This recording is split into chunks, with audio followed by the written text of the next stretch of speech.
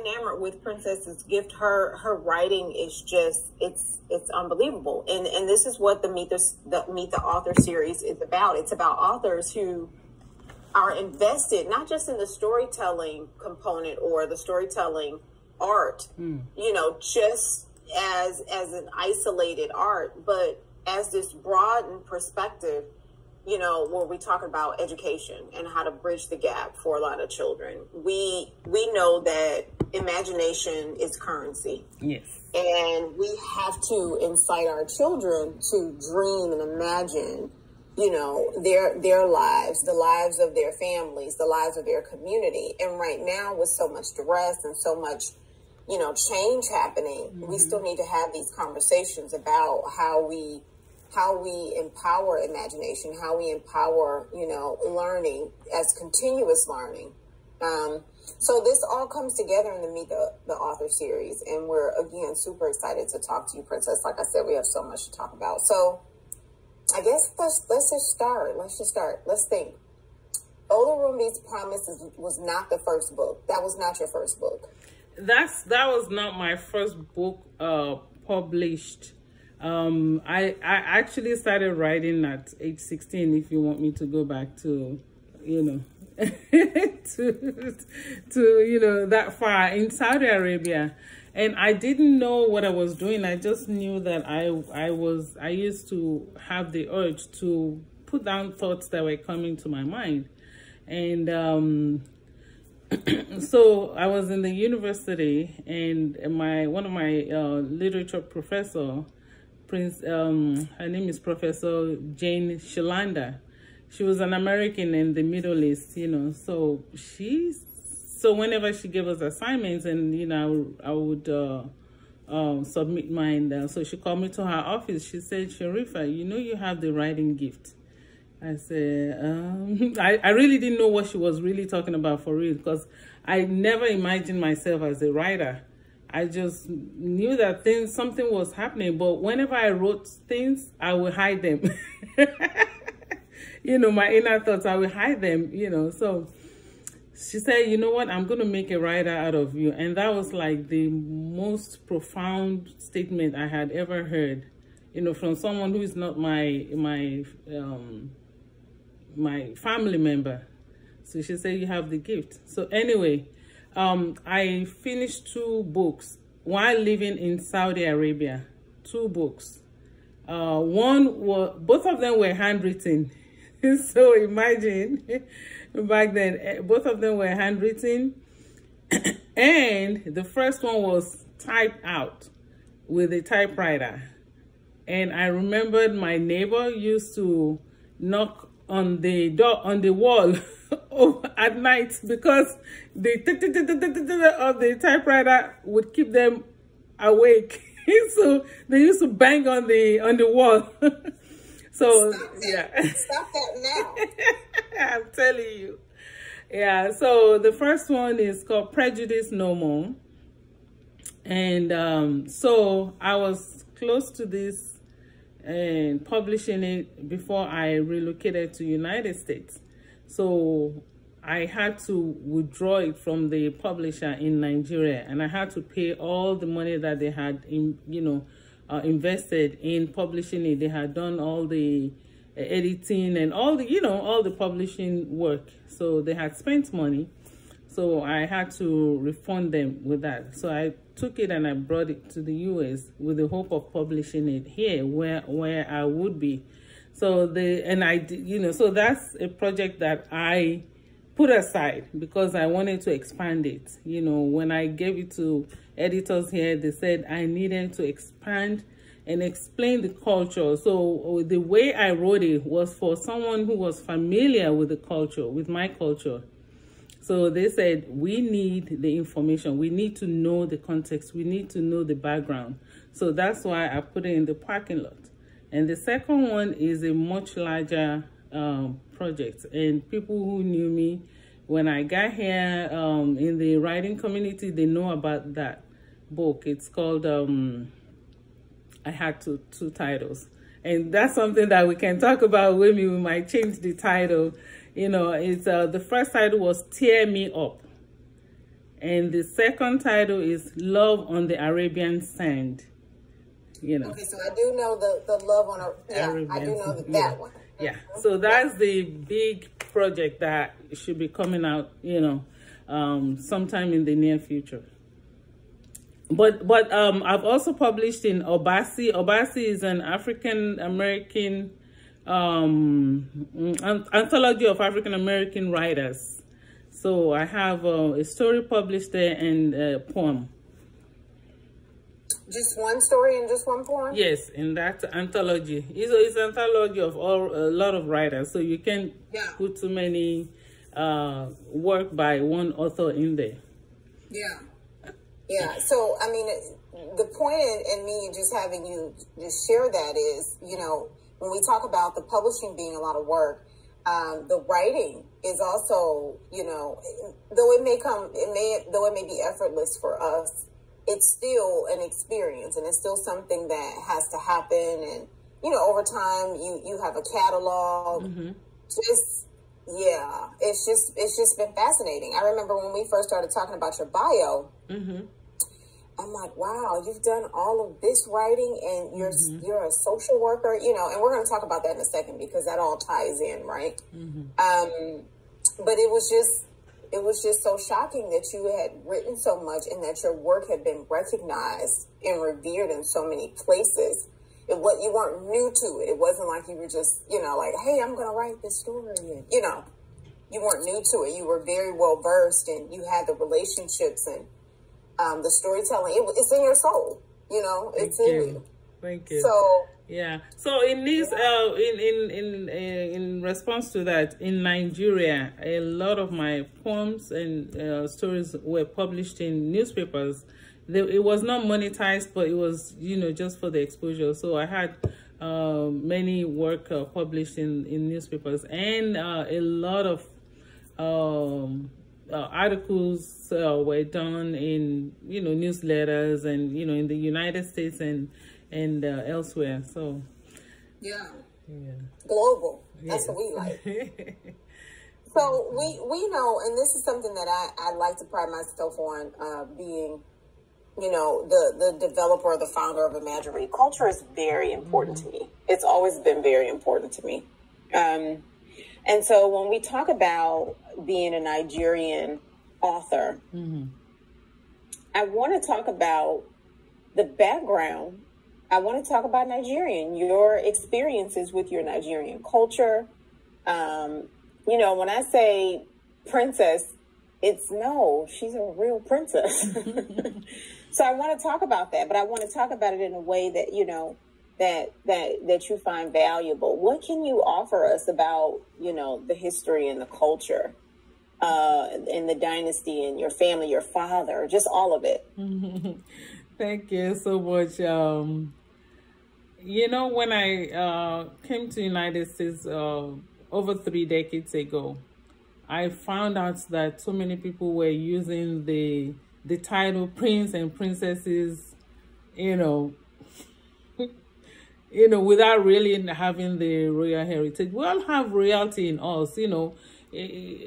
At some point, if you trace your ancestry, you might find something there, right? And it's not only being Oba, it can be, you know, Oba is the king, being Ijoye, and those are people who are like knights, who are chiefs, you know, of a kingdom, right? So the reality is wide and far. However, one of my uncles used to tell me that, you know, it is your birthright. You didn't choose to be a princess. It is your birthright, and you must be proud of it. So I never used to use princess, you know, in my name when I came here. So because it was so used by everybody, you know, they just think if you are from Africa, oh, were you a princess there, or you a prince? And people would just use the title. So I dropped it. Also, back to Nigeria, my father was a diplomat. You mentioned, you know, that I should say a little bit about him. But he's from his father, his paternal family is the royal family. So they have this thing in Nigeria, in Yoruba culture. You can only really belong to that royal lineage if it's from the male section, if from your paternity. So my mother is from Lagos Island, and my father is from Oyo State in Nigeria, which is the western part of Nigeria. So he left, and he lived in Lagos. He was brought up in Lagos, which is the city. And his mother was very, very, very, very rich, very wealthy as a businesswoman, selling grocery, wholesale grocery. So he was, he lived a comfortable life. I'll say middle class, upper middle class family. So he didn't want us to, we were not raised up till age 9 as princess. I did not know I was a princess because we're living in Lagos, and living in Lagos is like living in New York. Everyone, you're just lost in a crowd. You just won in an ocean. So we didn't grow up knowing it. So when my father came back from overseas, he was living in Egypt, and that's when we started learning that we're from a royal family in Ogbomosho. That's the name of the town, Ogbomosho. It's in the western part of Nigeria. And he said, if you ride in, you travel from anywhere, you get to the town, and you say you are going to the family of Sherifat Akorede, that anyone in town will take you there. That everyone knows us. I was like, really? Imagine saying that when you get to the train station, everybody, you can just ask for my name and everybody will know who I am. Totally. I can't even imagine. I couldn't imagine it too, because I live in Lagos where millions and billions of people. So one day I decided to go on an adventure alone at age 10 or 12. I traveled alone by myself to that town. I wanted to experiment what he said. And when I got there so it's like going from here to past Dallas. It's like going from Houston to an hour away from Dallas by myself. Meanwhile, so when I got there, and I did tell them I was going to the Akorede family, and they said, oh, really? They got a cab, they put me in a cab, they took me there, they took me to my grandfather's house, and the way I was treated, like royalty arrived. I'm like, this is fun. So I could not imagine it, So when I got there, everybody was like, oh, the daughter of Muritala, is my father, has arrived from Lagos. And so I developed a groupie of young children. They were all following me around. I became a celebrity. I was like, wow. So then when my grandfather would walk to the palace, everybody would be coming out of their houses to greet him. I'm like, who is this guy? And everybody would look at me like, wow, princess, So all the people from my family, people of my age, they didn't do their laundry, they didn't do house chores, they didn't do anything that we did in Lagos. So my cousins were living like princesses and princes. Their hands were so soft, they had never done any hard work. So I was like, this is fun. So I stayed there. I didn't want to go back to Lagos because I was just, I tasted what that type of life is, being looked up as a princess and knowing that you are, and it made me proud of my lineage. I can only imagine. I mean, when you start to think about what all is involved in that lifestyle, right? But understanding that there is a deeply rooted respect, like you said, you would see, okay, these people, look how they're responding to my grandfather, and And that is, you know, royalty, leadership, all of the qualities that we're talking about. I love that you encouraged everybody to just, you know, seek out your genetic makeup. Like, look at your ancestry, because we must all have royalty. Yes, absolutely, absolutely. Yeah. You know, I love that. You know, I've been following some African Americans who returned home, and it's amazing. There are so many of them who have discovered their lineage. And those who didn't even discover their lineage, they've been accepted back, and they call them Omowale, our child has returned. You know, if you Google some of them on YouTube, they are experiencing a fantastic journey in their lives, you know, reconnecting back to Africa. And that's one of the things that I feel that we need to work more on in unity. The African immigrants here in the United States and other parts of Europe, and the African Americans and the Africans in the diaspora who were forcefully brought to United States, Caribbean, the Caribbean, the British Empire. If we can only cooperate and unite, Africa will be unbelievably marvelous. Yeah. That connection is what we need, and cooperation and love and unity. I agree. If we can all work together, it's going to be a beautiful world for everyone. We're not against anyone. It's not going to be a racial discrimination type of thing, but unity for our own success and progress. Totally. I mean, and we've been talking about this in broader context with returning to home, Ghana. Some of the programs that are saying, hey, come home. You know, we need your innovation. We need your organization. Yes. We need your, new village thought. Yes, ma'am. So this conversation is getting bigger and bigger. And again, I can't wait. When I tell you, Princess, every day my prayer, and the Creator knows, it's take me home at the right time. Yes, ma'am. Because I know there's so much to see and experience. And everyone who's already gone, they've been like, oh, Tiff, you may not come back. And I believe them. I believe them because it's so rich and it's so beautiful. But I love that even we're talking about that, because the unity is very necessary. We have to start having very candid conversations about what we need to do to stick together, to imagine new futures. If we're talking about this legacy that we hope to leave for our children, then unity and unity consciousness has to be front and center.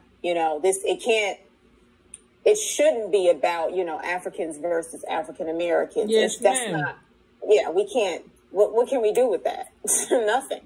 We have to understand how relative the entire conversation of inclusivity is. We're all the same. We're all the same. Absolutely. So I love that. Okay, so when you write, because I'm piggybacking off of the royal story, right, in the royal family. When you write, as like Olurounbi's promise, there is some sprinkle of royalty and that the culture of this village, and I don't want to say cause and effect, but some of the proverbs, some of the things that you do versus you don't do, and when you don't respect the culture, and when you don't do the things that you're supposed to do, what happens? Like, how has your upbringing and that lifestyle affected your writing overall? One of the things that as you asked that question, that came to my mind is that my father raised us not to be arrogant. That's number one. He also raised us to earn our name.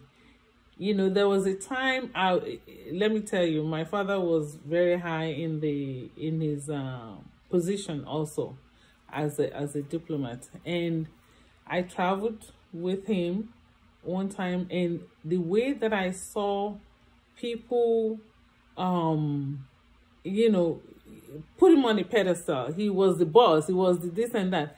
And I think it got to me as a child, and I used to be so proud of him. However, it got to me that I almost lost it.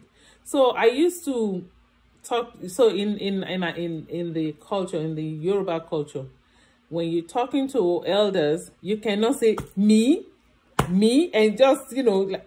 So I used to talk to the elders like me, Akorede, me, I, the daughter of Akorede, I, the daughter of Akorede. So they reported me. This man sat me down, clipped all my wings, and he said, "You have not earned that. You have to earn it. You have to work hard. You have to get your education. You have to rise and do the right thing before you can earn to say me, the daughter of Akorede." So he taught me to be humble, and he taught me that I was nothing until I become something. So, you know, when I traveled out of Nigeria, it made me realize the richness of my culture and to embrace it more.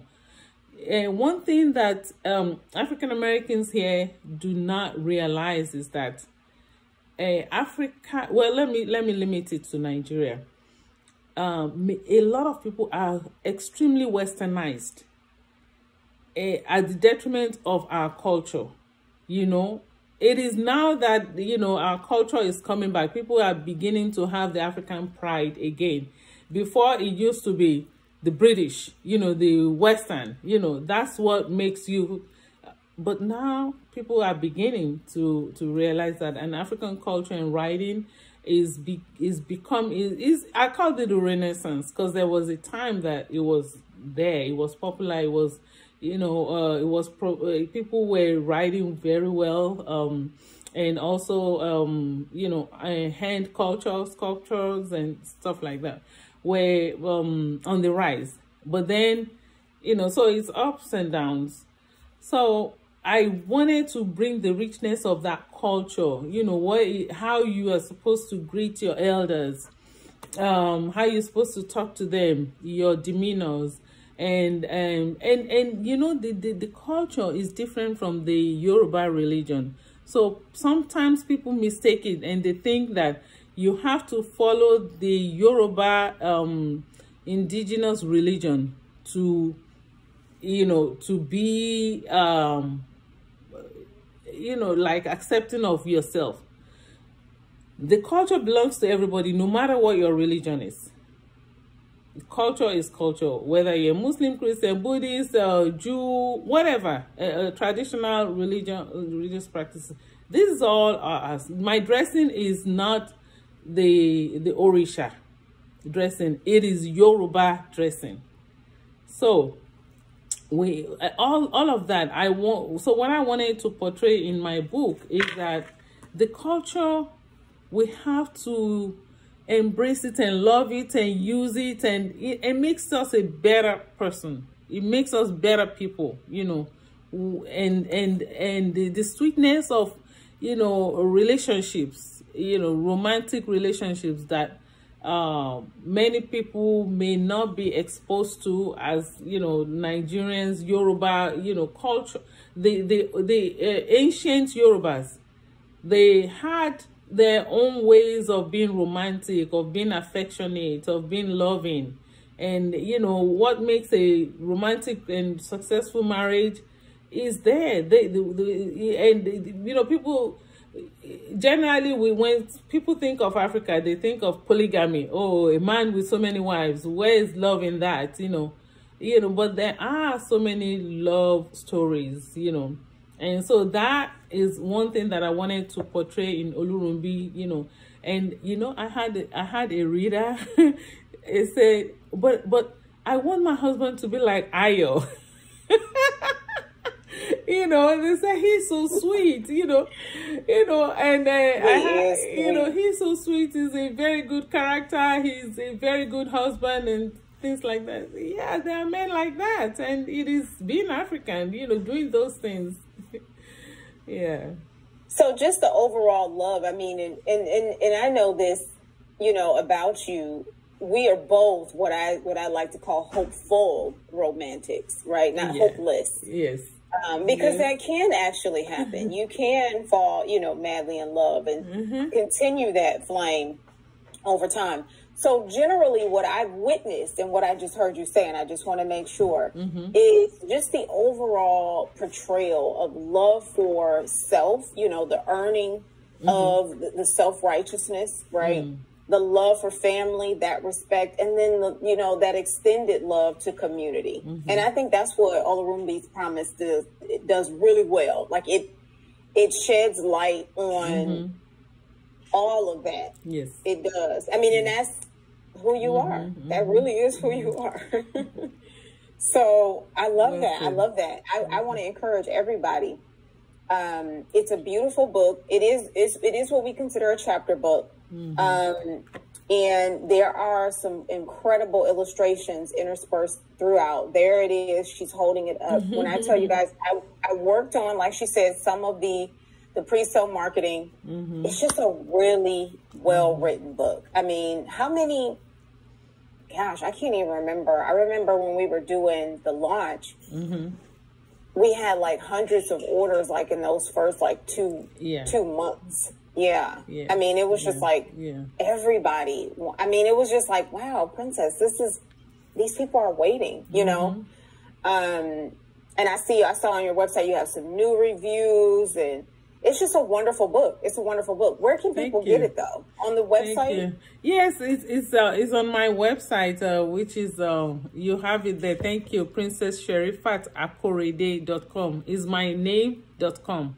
So I just put it there, Princess Sherifat Akorede.com.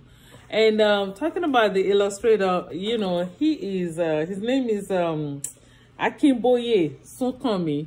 He's a Nigerian artist. He's based in Nigeria currently, and he's also on the social media. He's done wonderful work, and I love his work. You know, when I was researching, looking for an illustrator, I looked at a lot. You know, and I love the details of his work, you know, like, you know, this part when Ayo was playing with his daughter, you know. With the baby. Yeah, with the baby. So I just love his work. He's wonderful.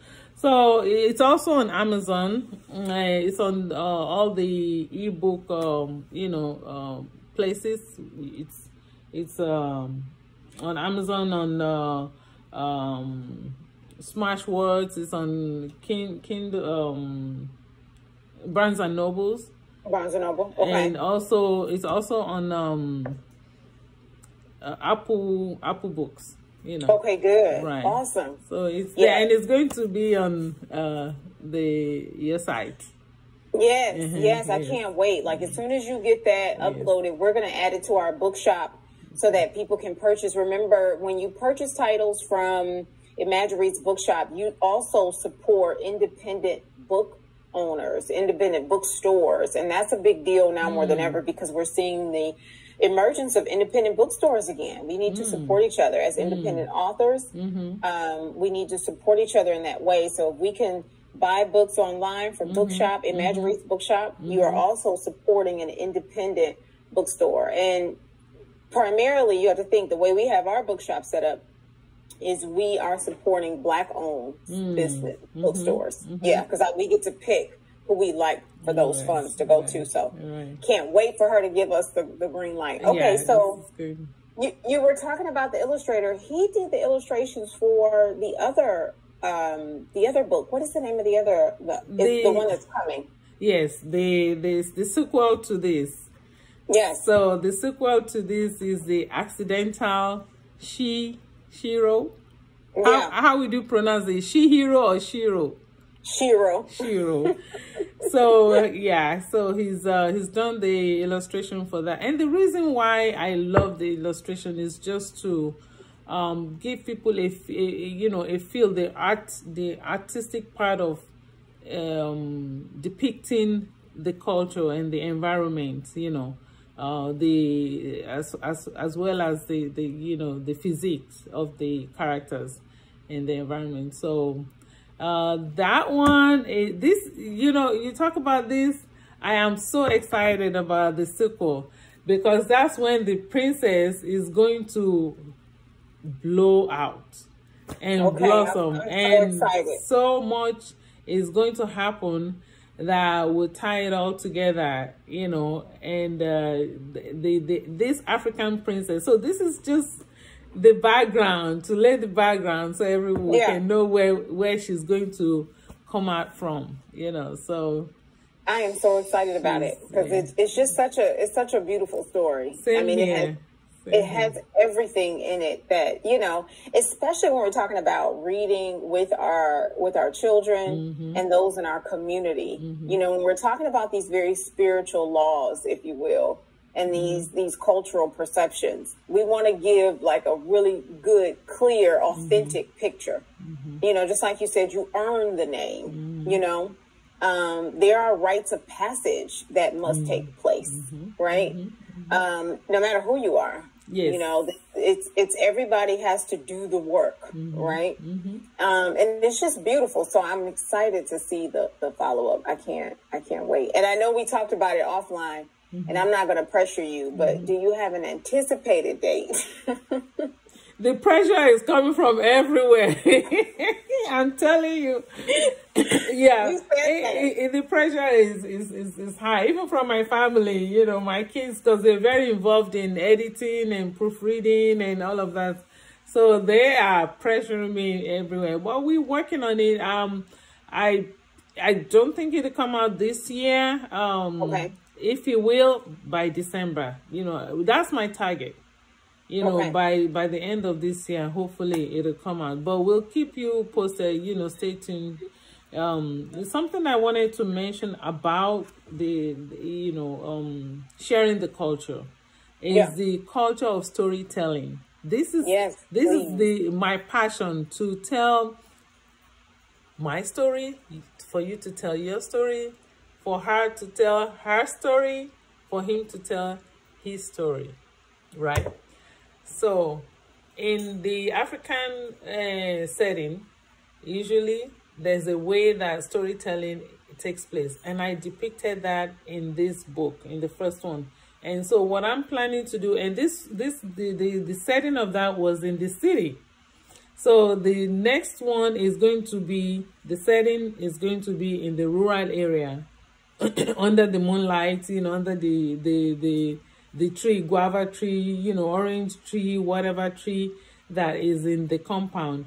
And so how they tell the stories, I wanted to bring it to, not only to United States and the Western world, but to Nigeria and other African countries, because we're losing a lot of those things. Everyone is on social media.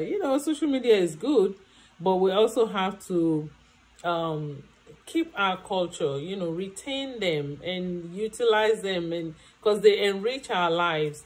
So I wanted to teach how interactive it is to tell stories. Hello, and the audience will be like, hello. So there's engagement of the story narrator and the audience. There's always interaction there, and there's drumming, there's always singing. I remember as a child, we would all ask whenever there's storytelling time, is there going to be a song? Is there going to be a song? And those songs, they are always in the stories, and the songs, they are always messages, positive messages, right? For us to learn, to help us grow as a well-rounded and well-grounded person. I'm so glad that when you host the events and you center storytelling, that it's, like you said, it's a full interactive exercise, right? Because you do have to be immersed in the culture for you to really understand how personal it is and how precious it is. So do you have, and I can't remember because it's been a while, do you have any of the videos like posted on YouTube or on your Facebook channel for people to watch and just get a taste of it? Yeah, on YouTube, there's a lot of them on YouTube, Okay. and it's under my name, Sherifat Akorede, and there's another YouTube channel which is Princess Sherifat Akorede. So there are a number of events like that, and so you can learn and you can teach your children, and you can do storytelling with them using the same system.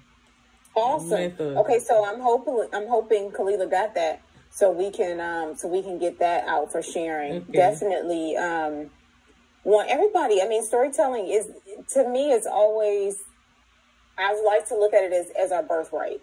When we talk about royalty, it's how we have learned since the beginning of our times, right? Our families pass down these beautiful stories, and it's up to us to be the keeper and the teller of those. And so it's critical that when we're talking about storytelling and the magic of stories, that we talk about them in, for teaching purposes. And that's what I want to talk about next. When, your profession and how that all plays into, some of the things you've experienced as being a social worker, and the education piece and how it all ties in. Like, what do you, well, first of all, being a social worker is tough. It's tough. It's a calling. It is a calling. Listen, when I first moved here, I thought that was what my calling was. I really did. And I don't tell this story often, but I signed up to, that's why I moved to Houston, to attend TSU to finish my undergrad in social work. And I remember actually being in like the first week of class in the sociology class, which I really enjoyed. And I remember, going through classes, and something just, I don't know, it was just like, well, I don't think I'm cut out for this. I know I love people. I know I care. But this is like a 24/7 thing. Yeah. Like, the caring is always on. And you have to think, I'd already read articles about, the plight of a social worker, and how, it's really an emotionally laborious job. If you're someone who feels deeply, then it may not be for you, because you have to make logical decisions, that could tug at your heartstrings, and that could be difficult, know. So I'm glad that I didn't get too deep in, which is why I love Imagiread so much, because it's my own social work project, right? But I want you to talk to us about, your social working background, and how you see education be a part of, your experiences through social work, and how that all blends into storytelling, what you think storytelling can really do, to help the social condition of, our communities. It's a mouthful, your question, but it's absolutely vital, extremely important. I think I call myself a prevention person, in terms of the community. So when I've worked in my field, I've worked in different settings. I've worked in the prison, all male prison. I've worked, in the children's health centers. I've worked with HIV, AIDS patients. I've worked with all the government, agencies doing social work. I've worked with families. And when I look back, I've worked with schools, with children in schools. And I just feel that if we had better control of the families, of the community, if the messages that were given in storytelling, in the community, helping to raise children together, there would be less people in the judicial system, for one thing. In the schools, if prevention is so important. if messages that children get in the social media, in the schools, in the environment were more positive, and they had more positive role models, I think there'd be less issues, less problems in the world generally. And focusing on Nigeria and in the United States, let me just use those two places as examples, because a lot of things have been going wrong also in the homeland, a lot, you know, so much that it's saddening. But when we were growing up, to steal is like one of the worst crime you can ever commit. We're not even talking about murder or killing somebody. To steal, you know. So that is in the proverbs that you will hear, in the stories you will hear, in people talking. But these days it's not there anymore, you know. So we're losing a lot of those positive messages. You said we should be the keepers. I that's a keyword that I, you know, just, you know, I got it. Keepers and tellers of our stories. You know, that all those stories, there should be messages. There are always positive messages.